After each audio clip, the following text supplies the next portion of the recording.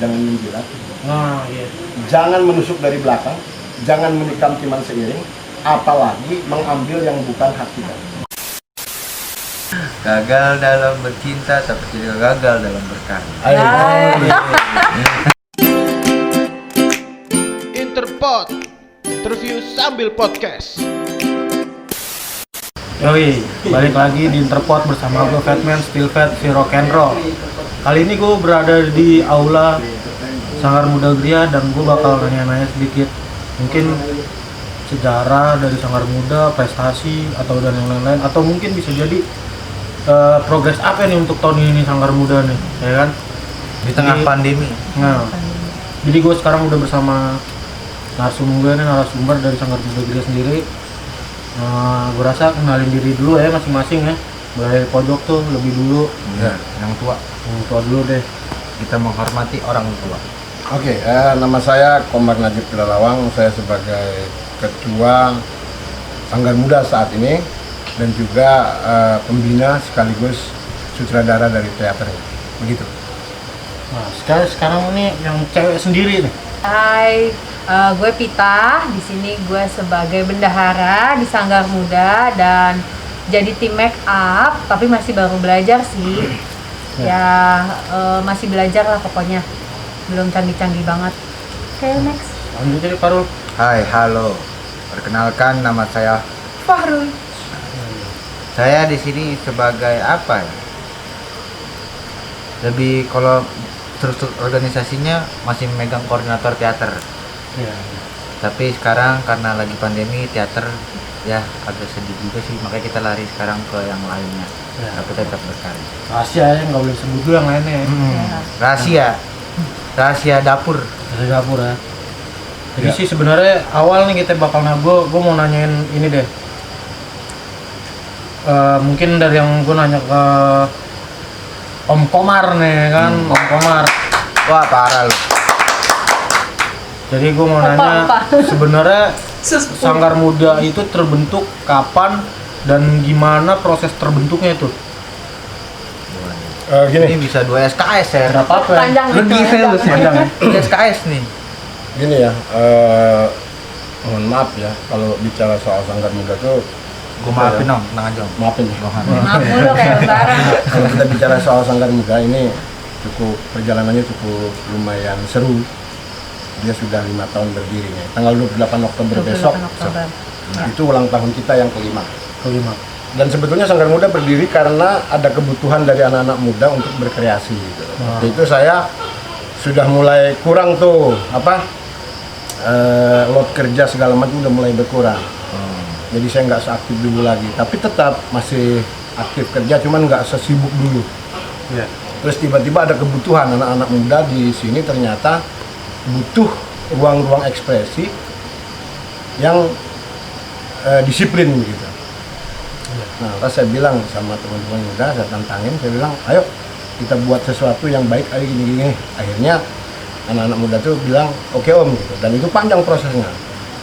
Jadi tahun 2015 kita berkumpul, kita mulai bikin kegiatan-kegiatan, akhirnya ya udah terbentuk dan kita deklarasikan di tanggal 1 November, tapi kita tetapkan tanggal 28 Oktober Sanggar Muda berdiri. Kenapa? Karena ini kan bicara muda itu saya kaitkan dengan soal Sumpah Pemuda. Kenapa harus ada Sumpah Pemuda? Ya. Sanggar Muda. Omnya tua, Om. Iya ya. Itu sih benar. Kenapa? Kenapa, Pak? Kenapa? Gimana, Yang ngedirin tua-tua. gitu? Yang ngedirin tua. Tapi jiwanya muda ya, Om. Jiwa yang muda ya. Sebenarnya gini. Saya itu tidak merasa tua meskipun usia sudah tambah sekarang. Hanya bohongin umur ya, Om. Ya, umur bisa ngebohong lah di KTP ada yang bisa dibohong. ada yang naikin umur, Cuman, ada yang nurunin umur. Kerut di kulit nggak bisa Nggak bisa. Nah, cuman begini, ada hal yang membuat saya suka dengan kegiatan kreativitas berkaitan dengan teater, film, apa saja yang berkaitan dengan soal kreativitas.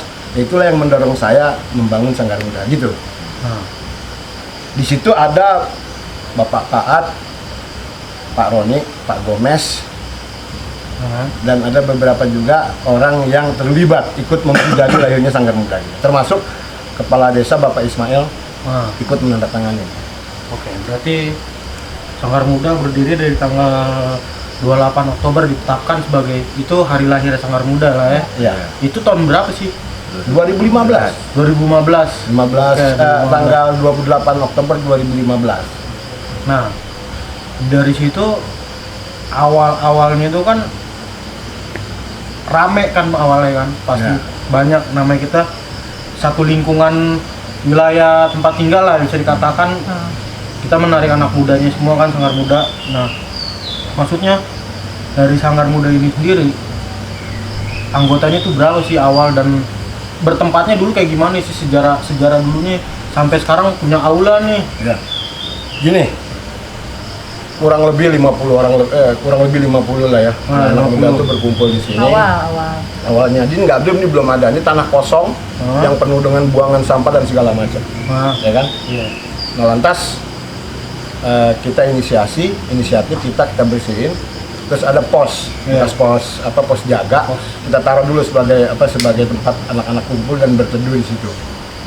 Mulai dengan bangun ini, bangun itu gitu ya.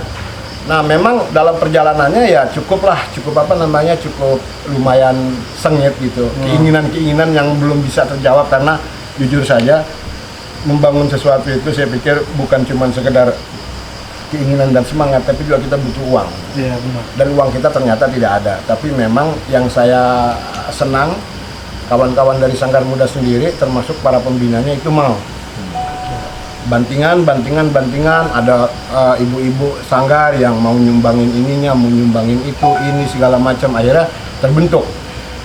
Terus kita bangun ruangan kecil dulu. Setelah itu ada rezeki, baru kita bangun model kayak begini dan akhirnya nyaman. Nah, mengenai anak mudanya itu sendiri, memang kita tidak bisa menghindari seleksi alam. Iya. Nah, dari seleksi alam itu akhirnya dari 50 terseleksi tinggal sekitar 10-20 orang.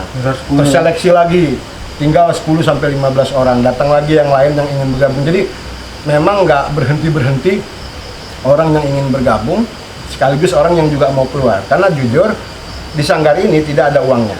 Orang yang masuk sanggar tidak mendapat uang. Tapi kalau kerja kreatifnya ada uang, itu dibagi rata gitu kan. Kita sudah pernah mendapatkan itu. Nah, tetapi ada tetapinya nih. Sanggar ini bukan semacam orang yang mencarikan kerja buat anggotanya. Makanya nanti ada kerja di pabrik, ikut saya enggak. Kita tidak begitu. Yang kita lakukan adalah cuma satu. Bahwa kita berbuat ya. Kita berbuat untuk tidak semata-mata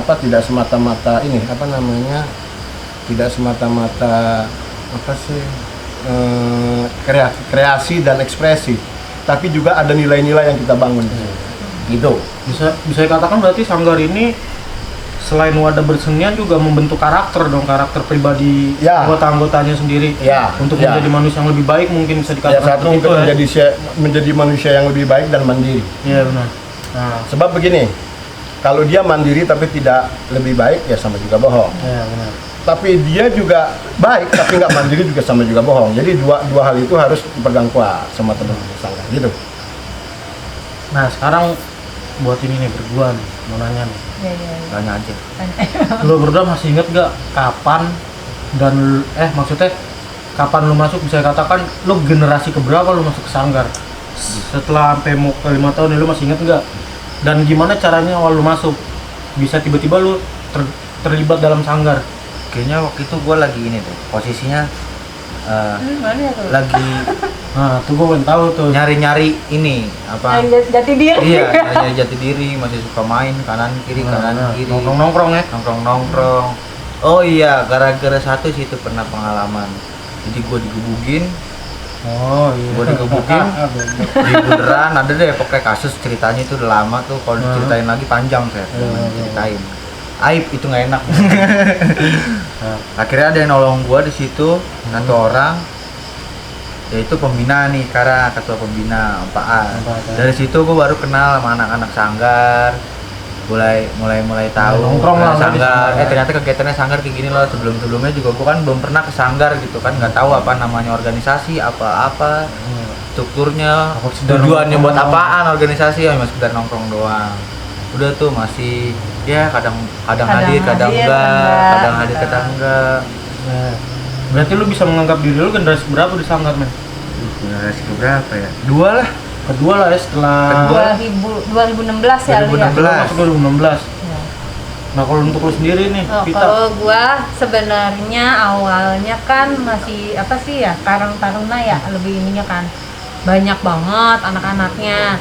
Dan Mas Jun ya, gue cuman hanya bantu-bantu aja, nggak terlalu aktif banget. Cuman kesini-sininya pas peresmian 2015 gue masih ikut-ikutan, tapi masih ikut. belum terlalu terlibat. Ya, belum terlalu terlibat karena mungkin manusianya masih banyak ya. Jadi gue masih Manusia. bener kan? Iya, bener, Manusianya manusia, masih bukan banyak orang. dan jujur aja Orang. manusia banyak juga nggak bisa menentukan dia tuh bisa kerja atau enggak.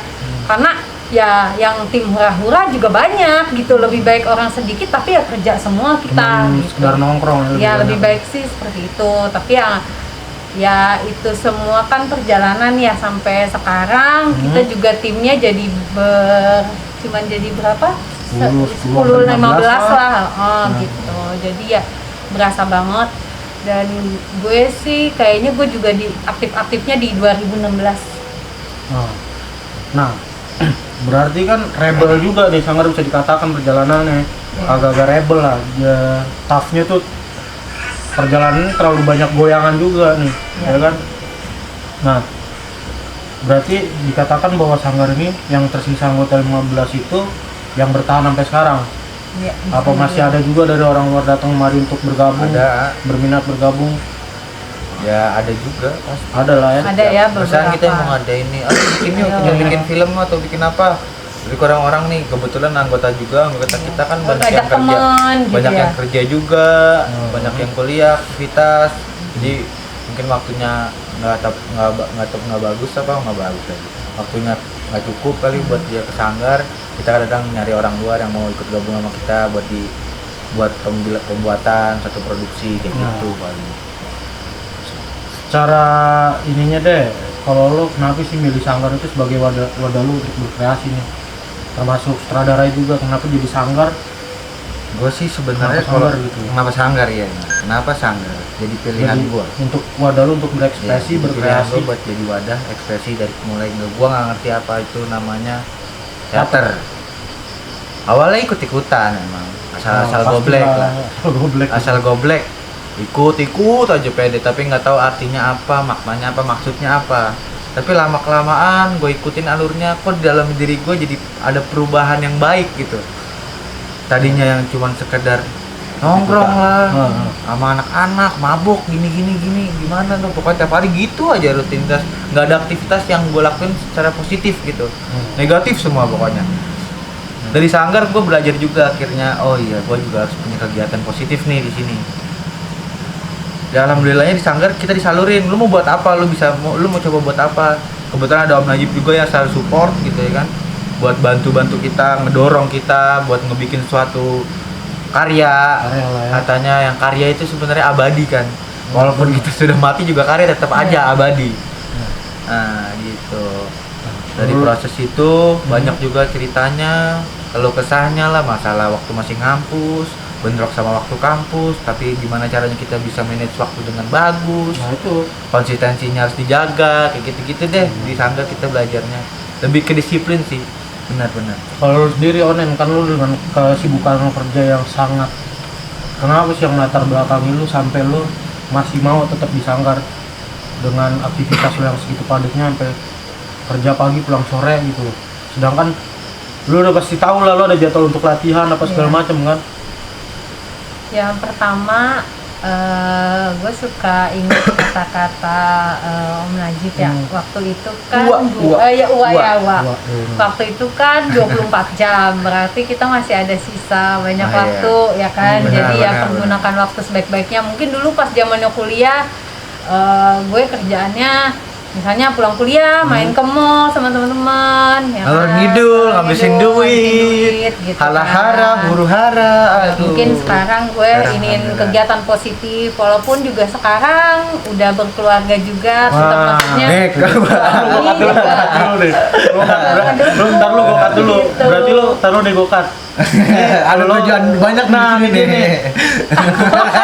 Berarti Salah ngomong ya. berarti untuk lu sendiri, lu bisa dikatakan lu dapet jodoh dari sanggar dong. Iya. Jodohku. Iya sih. Ya kan, bisa dikatakan lu dapet jodoh dari sanggar dong. sanggar. Jodoh lu di sanggar ya kan. Bukan bisa dipikirin tuh.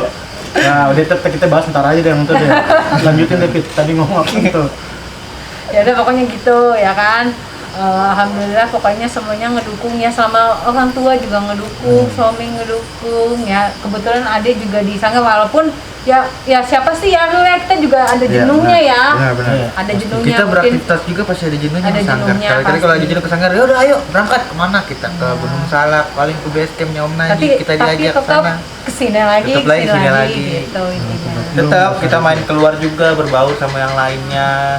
Organisasi yang lain ada di Jakarta, di Bogor, Bekasi, kita juga ikut main. Mau yang mural, mau yang apa, Ya, graffiti, kita ikut main juga. Kita juga pengen tahu kan di luar situ komunitasnya Iya. isinya apa aja. Gitu. Tapi yang melatar belakang lu itu karena satu omongan yang mungkin sebagai coach lu juga ya, sebagai yang bakal lu kenang bahwa waktu itu 24 jam lu Dan baru harus mempergunakan melakukan waktu harus semaksimal sebaik mungkin, mungkin. maksimal mungkin dan sebaik mungkin ya. Ya. Nah kalau untuk bisa Om diisi Najib nih, positif semua ya kan. Oke. yang melatar belakangi kenapa mau dan masih sanggar nih nggak boleh bubar. Ya, begini, saya sebelum tua muda ya. Sebelum muda remaja, sebelum remaja anak-anak. Jadi jujur saja, dulu waktu lulus sekolah saya nggak memilih universitas untuk kuliah. Pernah saya pilih universitas, salah satu universitas untuk kuliah, tapi begitu diterima, saya ajukan diterima itu nggak ada uang, ya sudah. Dan saya memilih dunia organisasi kemasyarakatan waktu itu, tapi bukan ormas ya, bukan ormas. Saya pilih justru organisasi kebudayaan. Iya. Waktu itu di Taman Ismail Marzuki ada yang namanya Bengkel Belia Arif Rahman Hakim. Nah, Itu yang ininya Rendra yo. Bukan, Bukan. itu punya angkatan 66. Oh, kata 66. Forum Komunikasi Angkatan 66 dan punya radio Arif Rahman Hakim. Waktu itu saya ikut ke situ, terlibat di situ, saya digembleng habis-habisan. nah, Digembleng habis-habisan.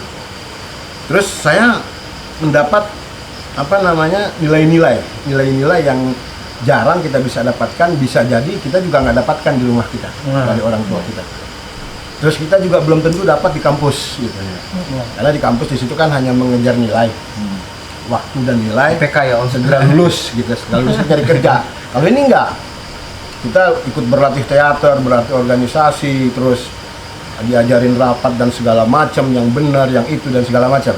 Termasuk nilai-nilai bagaimana menghadapi hidup. Gitu. Dan ini dalam keseharian itu. Terus di situ saya belajar teater. Memang waktu itu saya saya nih gini, gua mau mendalami teater aja. Karena buat teater ini oke. iya. Di situ saya berekspresi, di situ saya ikut jadi pemain dan mulai melatih. Tapi setelah itu kita bubar diri, terus kita mundur dari Bengkel Belia Arif Rahman Hakim, kita dirikan lagi sanggar dulu namanya teater, kita dirikan Teater Walagri.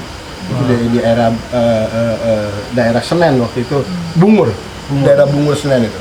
Iya. Nah, saya tetap ikut festival, tapi terdesaklah kita oleh ekonomi. Akhirnya saya keluar dari teater, nggak aktif lagi. Saya mencari hidup, terus dapat jodoh, saya berkeluarga, saya kerja terus. 20 tahun kemudian, lebih lah. Saya tinggalkan dunia teater lebih itu 20 tahun lebih lah ya. Terus saya merasa bahwa saya merasa bahwa ini sesuatu yang harus diingat lagi nih gitu. Apa sih teater? Basic saya itu kan jurnalis, basic saya itu kan teater gitu. Dan saya dulu bekerja sebagai jurnalis lebih lama di Radio Ramaku. Iya. Sebagai presenter juga, presenter yang nggak reguler ya, tapi presenter yang spesialis program gitu ya. Saya pernah bawain acara hukum, acara Itu lingkungan. di radio. Di radio Ramakon. Radio Ramakon. Itu tahun 90-an. Lu tahu nggak? Gua nggak tahu Radio Ramakon. sampai Gue yang sekarang. nggak tahu. Belum tahu. Ada anak saya juga sudah pernah ke sana, dia saya ajak. Nah, jadi gitu. Begitu kerja sudah mulai longgar, saya sudah mulai merasa, aduh gue jenuh nih kerja mulu cuma nyari makan. Jenuh ya Om? Jenuh nyari makan doang. Sementara nggak ada sesuatu yang gue bikin dan menjadi milik gue gitu, nggak ada kebanggaan. Kerja ada gaji, nyari duit, beli ini beli itu, kebanggaannya nggak ada gitu. Jadi direktur juga nggak punya cita-cita, jadi kepala bagian nggak punya cita-cita. Akhirnya udah kembali ke basic sebagai seniman teater. It's okay. Sebagai seniman teater. Sebagai seniman teater saya punya tanggung jawab. Harus saya buat lagi nih. Dan saya ingat, saya nggak pernah masuk universitas, akademi atau apapun yang sifatnya sekolah formal setelah lulus dari SLTA. Akhirnya saya jadi wartawan. Saya pikir kenapa bisa jadi wartawan? Oh, basic saya teater. Teater itu banyak gunanya rupanya. Akhirnya di situ saya dirikan dan ketemu sama anak-anak di mana saya tinggal di Gria Alam Sentosa ini. Ketemu sama anak muda, wah yang bisa main musik, yang suka nulis, yang segala macam. Ayo kita berkegiatan, kita berkarya bareng-bareng. Di satu titik saya menemukan sesuatu yang menurut saya ini harus dibangun sana. Nah, yang alhamdulillahnya saya kenal dengan seseorang. Dia seorang anggota militer gitu ya, dan saya kenal sama orang itu, dia seorang anggota militer, tapi kecintaannya terhadap kesenian juga sama dengan seniman-seniman lain. Dia punya grup dangdut namanya Parama. Dia punya grup dangdut. Dia modalin semua. Istrinya jadi penyanyinya. Dan dia juga senang sama anak muda. Ketemulah saya. Akhirnya sering ngobrol, dia langsung inisiasi. Udah, pakai aja di depan rumah lo, ada tanah yang sering dibuangin sampah gitu. Udah, saya bangun. Terus saya juga berkenalan dengan seseorang yang sudah jadi almarhum nih. Nah itu nanti kita cerita khusus loh ya mengenai itu ya. Dia almarhum dan menarik tuh. Dia begitu ngelihat di tahun pertama kita festival, dia ngelihat kita sibuk, dia ikut sibuk. Saya kaget itu. Tapi memang Tuhan menentukan lain ya, dia tidak sampai panjang menyaksikan Sanggar sudah sampai di tahap ini. Dia cuma bilang, saya senang nih, anak-anak muda giat nih, berkegiatan gini, saya senang. Dia dukung ikut-ikut mantek, saya bilang, wah, bahkan dia nazar tuh, nanti beliin itu atap, dari Bajaringan segala macam lah pokoknya. Nah, itu menarik, kenal sama mamanya Bapak Teguh ya. Wah, menarik buat saya, dan saya kadang-kadang kalau ingat terharu gitu bahwa orang ini betul-betul memberi dukungan. Nah, disitulah saya bangun Sanggar. Tapi di Sanggar ini bukan cuma saya bekali dengan ilmu-ilmu kesenian saja. Sedikit banyak saya juga ngomong tentang nilai-nilai. Saya ngomong tentang nilai-nilai. Sedikit banyak saya ngomong tentang nilai-nilai. Saya ngomong ya nilai-nilai kehidupan, seumpama saya ngomong sama anak-anak nih, meskipun saya nggak perlu pakai bahasa Arabnya, saya bilang ingat lo ya, surga itu dibuat telapak kaki ibu. Gitu. Saya riwayatkan bagaimana Muhammad ditanya, Nabi Muhammad Rasulullah SAW ditanya sama sahabatnya, siapa yang kita hormati ya Rasulullah? Ibu, siapa lagi? Ibu, siapa ibu? Baru bapak. Saya bilang itu, nilai-nilai itu saya tanamkan. Sekonyol apapun ibumu, serese apapun ibumu, nggak boleh kita lawan. Karena buat saya juga punya seorang ibu, dan terus terang saya alhamdulillah sampai ini selamat dunia gitu. Karena saya tidak pernah melawan ibu saya. Karena saya tahu ibu itu soko guru. Nah, jadi nilai penghormatan terhadap orang tua, nilai sopan santun terhadap lingkungan. Tapi juga saya bekali nilai jangan mundur, jangan takut kalau kita nggak salah kita diganggu. Itu saya juga kasih tuh, kenapa? Karena itu perlu juga. Iya, benar. Gini, saya bilang kita nggak boleh menindas, tapi kita jangan mau ditindas. Itu nilai-nilai saya tanggapin. Terus datang nih sahabat saya nih Pak Supaat tadi tuh yang seorang militer dan seni. Dia bilang, Pak Supaat tuh bilang, kemajuan itu tergantung disiplin. Nah, dia ilmu disiplinnya dia. Kalau Gomez ilmu suaranya. Kalau Meroni ilmu marketingnya dia kasih. Bagaimana kita bisa membangun hubungan dengan orang-orang luar segala macam. Itu. Jadi Akhirnya saya mengambil keputusan, saya Pak Paat berdua mengambil keputusan. Kita boleh nggak ada, sanggar tetap ada. Oke. Karena ini harus diwariskan dari generasi ke generasi. Begitu. Ya, berarti sanggar perjalanannya agak-agak menakjubkan ini. Banyak Kalau kali- panjang juga banyak sebenarnya kalau turunan. diceritain tuh Panjang pusing. ya kayaknya, Panjang nggak bisa di. nggak bisa, dia harus dibukukan sebenarnya sih. Harus ya. Seru sih tuh Keren. ya, Iya, dibukukan ya sanggar ya. Apa Dari nih? yang orang tua yang ini Dari yang- ya, yang larangan ya pokoknya gitu. Berarti Banyak. kalau lu masih ingat awal pertama lu berteater, awal tahun pertama lu berteater, berfestival lah di Jakarta, FTJP kan itu ya, ya. Nah, awalnya kapan tuh lu ikut dan itu lu sebagai apa? Juga festival juga ya, itu banyak Festival Enggak, sebenarnya. yang Pentas. maksud gua yang di booming di Sanggar ini kan sebenarnya Sanggar ini wadahnya berteater dan udah lumayan terkenal di justru malah di Jakarta bukan di Bogor ya. Ya, betul. Nah, maksudnya gue awal di teater tahun pertama itu festival, lu itu di situ sebagai apa? Berdua, bertiga lah.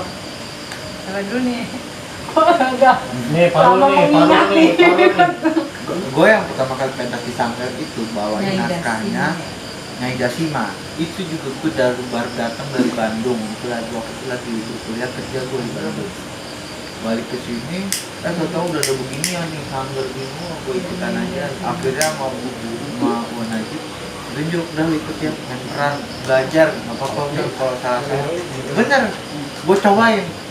Gue hafalin naskah, gue nggak nyambung, rasanya beda.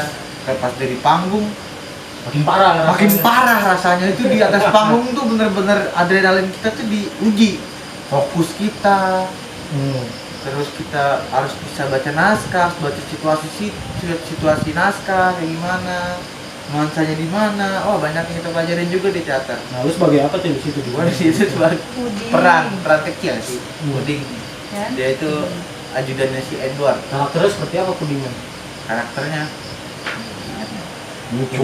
lucu, kocak. Dia sebenarnya dia orang Betawi katanya. Betawi pinggiran. Betawi pinggiran, terus dia kerja. Sorry, Betawi apalagi pinggiran dia- maksudnya gini loh. Orang-orang Betawi yang tinggal di daerah selatan, daerah Kalau pusat baru ya. Kalau pusat tuh dia tinggal di Jakarta Pusat. Nah, Sekitaran itu kayak Tanah Abang. Kalau udah menggeser dikit aja, dia dibilangnya Betawi pinggir. Dan dialeknya juga beda. Gitu. Ya berarti si Puding itu karakter yang lucu. Dia sebagai ajudannya siapa? Edward. Edward ya, Tuan Edward ya. Iya. Kalau lu sendiri Nan? Kalau gue sih sebetulnya lebih ke pembukuan sanggarnya sih ya kalau untuk Awal actingnya tahun tuh ya. Lu lebih ke tim produksi. ya lebih ke timpo. Kemudian paling cuma apa sih namanya kayak apa ekstras ya apa sih namanya biasanya Iya, ya, orang-orang kampung pemeran pembantu. ya Pemeran pemeran pembantu, pembantu ya. Kalau bahasa Indonesia aja. Oh. ya sih itu aja. Ya kalau saya ngelihat potensi-potensi anak-anak yang tinggal di seputaran negeri alam sentosa ini sebelum potensi. Tapi yang saya sesalkan adalah ketika masih banyak orang yang ada aja kepentingannya. Umpamanya Sanggar kena dituduh yang enggak. Ah iya. Terus saya sendiri secara pribadi saya difitnah lah. Orang nggak jelas akan ngomong. Saya ketawa. Cuman saya bilang, ayo ke rumah kalau bicara agama nggak baik di jalanan. Emang kita bicara ngegibah. Kalau kan urusannya agama, kalau urusannya agama datang ke rumah, saya bilang. Kita bicara baik-baik soal agama. Dan saya juga nggak ngerti gitu ya. Ketika saya aktif, mulai itu datang gangguan tuh. Ada aja orang yang kepengen begini, kepengen begitu di belakang ngomongin. Bahkan Sanggar tiba-tiba disuruh bikin majelis taklim. Mohon maaf. Saya bukan menghina majelis taklim loh, nggak sama sekali. Iya. Ada yang suruh bikin majelis taklim dong, Sanggar bikin pengajian. Lah, bukan saya tidak suka. Ada tempatnya, saya bilang. Lo kalau mau pengajian ya di masjid, di musola, atau lo bangun sendiri majelis taklim. Sanggar ini wadah berkesenian. Lebih tepat sih sebenarnya kalau misalnya untuk berkegiatan beragama ya. Kita Ada, juga ibadah, nah, tempat Tapi ada, saya juga tunjukin. Tapi tunggu dulu, saya bilang. Meskipun kita nggak punya majelis taklim, tapi kita bisa bikin sebuah pementasan. Bahkan Sanggar pernah menyelenggarakan, merayakan Islami. Kita nulis kita pentaskan Islam di tanah Kudus. Nah itu kan sesuatu yang apa ya? Jadi begini, kadang-kadang pengertiannya nggak sama atau memang dia nggak ngerti. Kalau saya jujur aja, kalau saya apa ya nanti nggak enak nanti kalau saya ngomong apa adanya saya bilang sombong gitu kan. Bebas. Kalau di podcast ini sebenarnya apapun yang mau dibicarakan tentang kultur, Ngomongin aja ya. Ngomongin aja itu Iya. lebih. Biar orang juga ya ngerti, biar Oke, begini. ada penjelasan lah sedikit. Nah, begini. Ini Sanggar saya dirikan, ya. Ini untuk wadah pembentukan anak-anak muda, bukan cuma berkesenian. Nanti kalau tiba-tiba dia jadi top, dia punya duit, dia bisa hidup dari berkesenian, itu soal lain. Karena gini, tahun 89 saya itu mengkoordinir anak-anak untuk dubbing film Satria Baja Hitam pada waktu itu. Itu anak-anak yang saya kumpulkan, saya koordinir, akhirnya mereka dapat uang dari situ. Bahkan hampir sebagian besar hidup dari dubber. Kemarin saya punya sahabat namanya Awang Hermawan, almarhum gitu ya. Dia juga orang yang saya ajak. Jadi ketika saya mendirikan Sanggar, tadi saya bilang dari awal, Sanggar ini bukan tempat orang untuk nyari kerja, tapi untuk berekspresi. Apa? Saya bentuk dulu mentalnya anak-anak ini, harga dirinya, mandirinya, dan segala macam. Ada sesuatu yang saya rasakan begini, ada sesuatu yang saya rasakan. Saya rasakannya apa ya?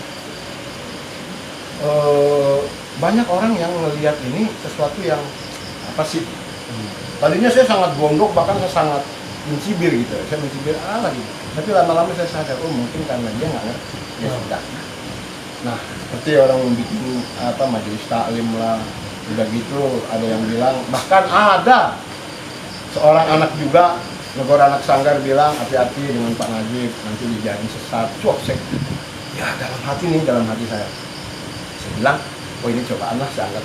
Justru kalau kata gue sih banyak orang yang sesat masuk ke Sanggar, bukan sesat di Sanggar tapi udah sesat di jalan terus masuk ke Sanggar. Nah, ya itu bisa dikatakan seperti itu sih kalau menurut gue, karena bisa.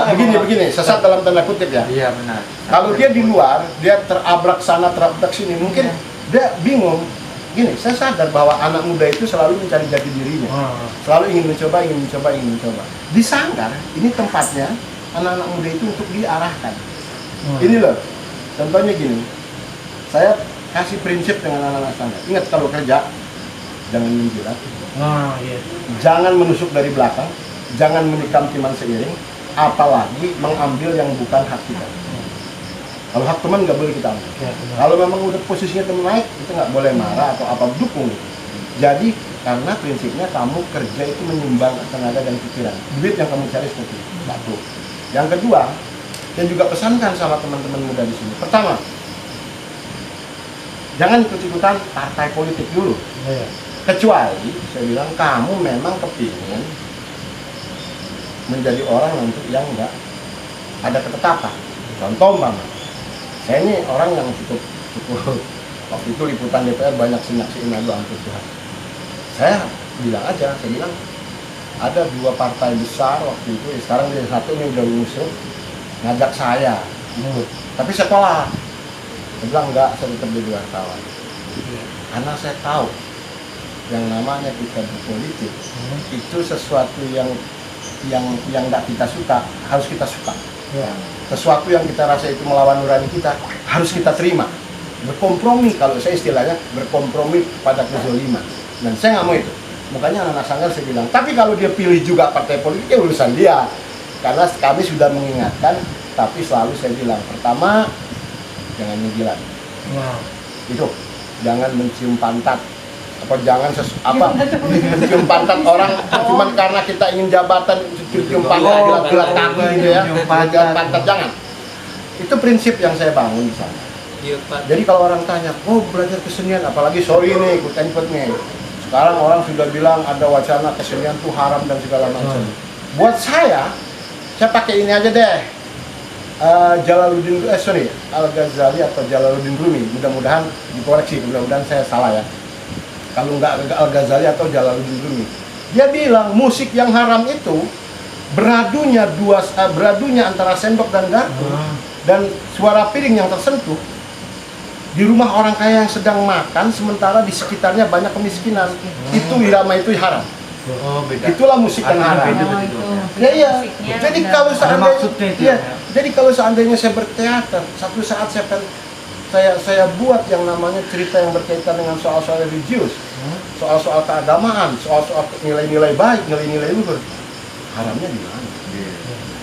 Oh, tapi kan ada peran tuh, koruptor, itu kan peran.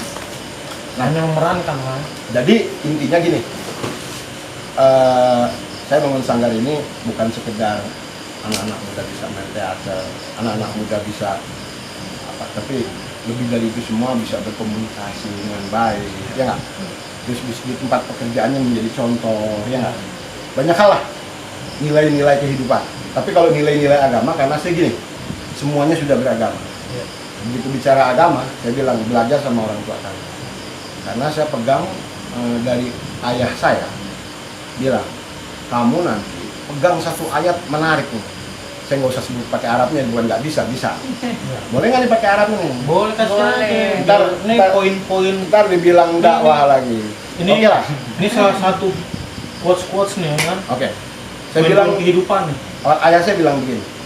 Dalam kehidupan itu yang paling penting satu yang lo pegang. Saya nggak tahu ayat surat apa, ayatnya berapa tapi gini. Ya ayyuhallazina amanu qu anfusakum wa ahlikum nar. Orang-orang beriman, jagalah dirimu dan keluargamu dari api neraka. Itu yang saya pegang. Dan itu karena prinsip saya pegang itu. Jadi soal kalian beragama, mau pahamnya apapun silakan. Tapi ingat, jaga diri dan keluarga dulu. Jangan sok-sok keluarga lo aja berantakan, diri lo aja belum benar, sok dakwah. Akibatnya apa? Omong kosong semua. Atau udah gitu didakwain orangnya nggak mau dengar lagi. Ah, ditapis sebenarnya. Satu. Terus yang kedua gini, tiba-tiba saja dia lihat YouTube, tiru lagi. Si Ustadz A bilang ini, ikutin. Dia nggak baca. Yang lainnya. Sorry nih ya, saya tambahin lagi dikit nih. Ini berkaitan dengan apa yang saya yakini sebagai seorang muslim. Saya pernah bilang ya sama anak-anak waktu itu soal baca. Oh, itu.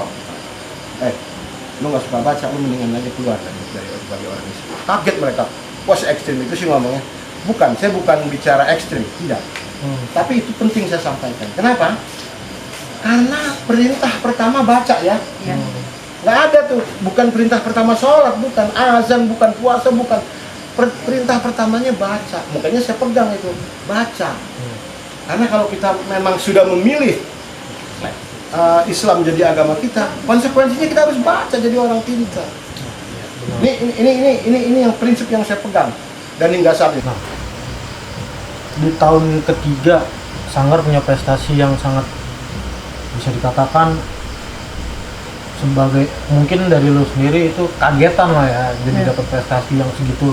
Wah, lah bisa dikatakan di pentas Festival Teater Jakarta Pusat lah ya. Nah itu masih inget nggak nih lu bawain naskah apa dan lu sebagai peran apa? Lu apa?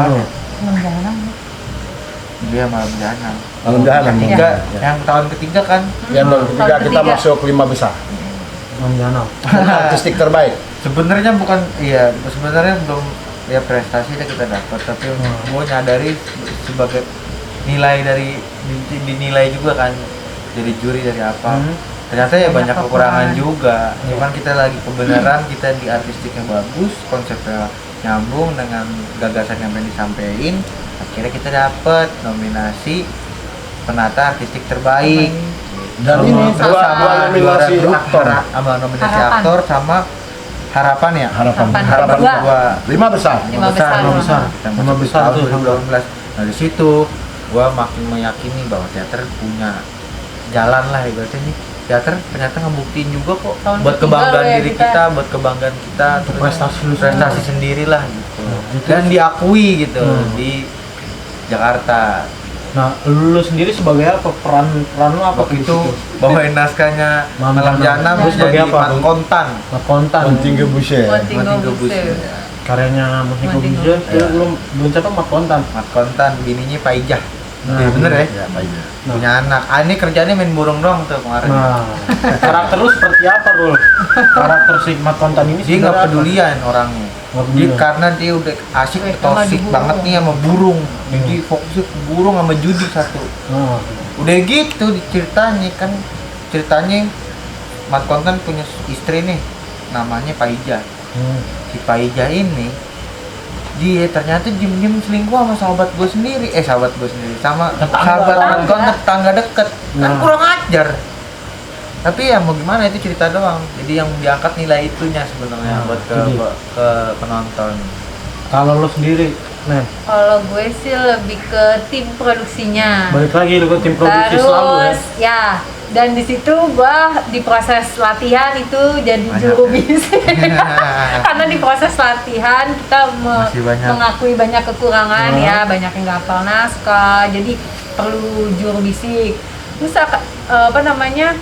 Ya perlu juru bisik sampai pementasan juga ya, tapi kalau juru bisik pas pementasan sih nggak ada pengaruhnya ya, karena kan sensitif real. banget ya Langsung baiknya, kalau jadi ya udahlah kita udah pasrah pokoknya.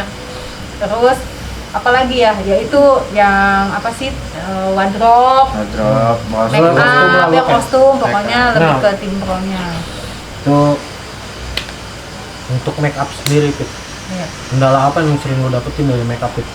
Kan gue tahu kalau make up anak teater dan anak perfilman Iya, beda nih. beda banget ya.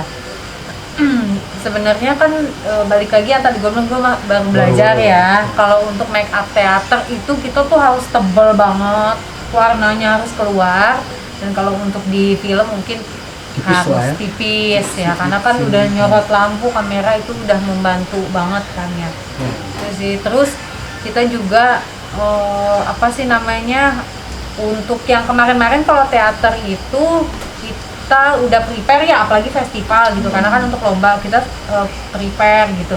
Cuman kalau untuk ini kan kita juga baru kan di YouTube ya, jadi pakai peralatan make up yang seadanya gitu ya. Jadi next gitu ya, mudah-mudahan ada rezeki gitu Beli ya, make up. langsung beli make up ya. Buat- Make upnya buat- jangan apa, jangan yang gitu nggak aja. kayak, yang nggak abu-abu. Ya, jadi Benar, nanti benar. ngikutin undertone-nya yang cowok-cowok, karena kan banyak nih makeup biasa cowok-cowok kan, jadi kulitnya agak harus gelap. Ya. Tuh. Harapan untuk Sanggar di tahun ini sebelum melakukan ulang tahunnya lah, Keenam.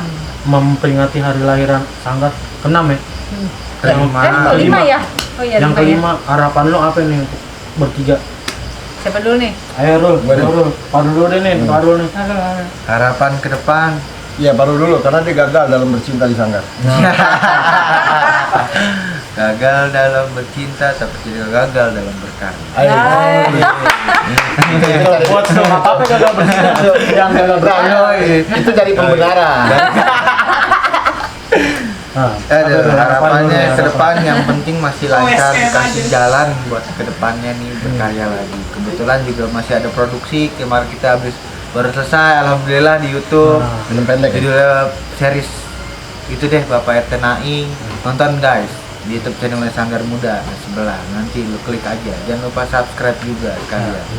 Kalau lo Pit, harapan untuk Kalau Sanggar tahun ini? gue harapannya di tahun ini semoga makin semangat, makin konsisten, dan gue sebenarnya pengennya ada generasi lain gitu, yang anak-anaknya masih fresh gitu kan. Bosen ya mukanya di Bosen film lagi tuh. Ajil Ica Parul, Ajil Ica Parul, Iya benar sih. ya kan? Benar Terus sih. kalau gue muncul gak mungkin juga. Ada orang produksi. Orang Bisa produksi juga. gitu kan, gue yang Momen. ngurusin perintilan-perintilan. Ada Gitu. satu lagi sebenarnya Ya. lo sama siapa berdua ya? Nah, Ngurusin sama perintilan Nadib. Nadib. Sama Nadib. Nah. Jadi gue sebenarnya butuh, ayo teman-teman yang mau gabung di Sanggar, apalagi teman-teman yang Bener tuh. masih fresh, yang Langsung masih aja kesokin.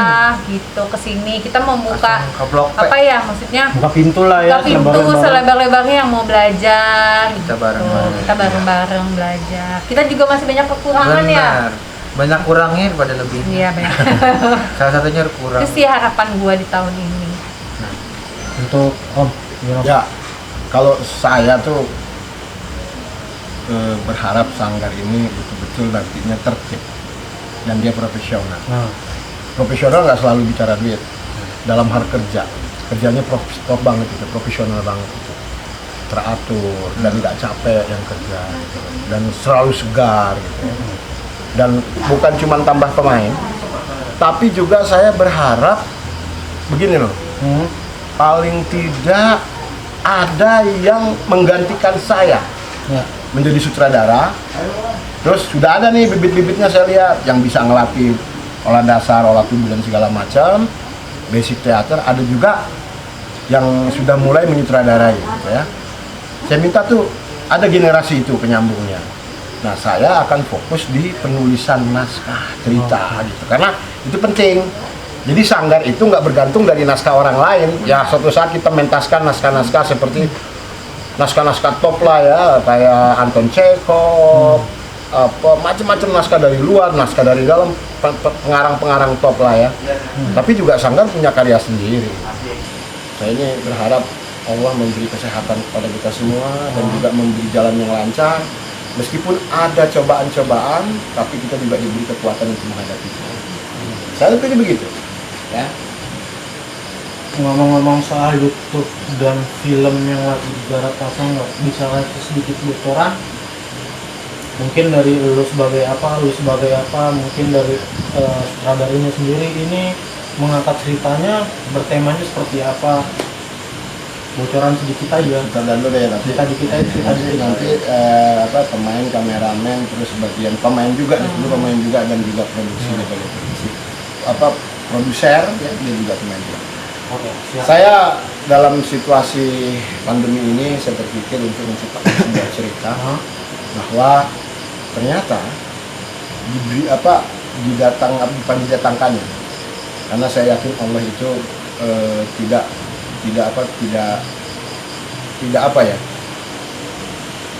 kalau dia selalu menghukum gitu, tidak. Dia juga ini hanya cobaan aja. Jadi buat saya ini ujian buat kita. Di tengah-tengah situasi ini saya alhamdulillah, saya bersyukur, kadang-kadang bilang sama orang, alhamdulillah kita masih hidup bisa mengalami wabah yang semacam ini. Kenapa? Karena kita bisa melihat watak-watak asli manusia di situ. Ada yang bacotnya gede, ada yang sok tahu, sok berani dan segala macam. Ada yang kepengen nyari keuntungan dari situ, ada. Nah cuman saya bikin, wah ini cerita bagus. Nah makanya saya bikin nama RT Naing dan saya wujudkan RT Naing khususnya kayak gini. Nah di episode 2 ini kemarin kan soal sembako. Di episode kedua ini keangkuhan yang runtuh. Kenapa? Itu di RT Naing habislah kena catal sama warganya sendiri. Udah, stop diceritainnya, mendingan nonton aja dah.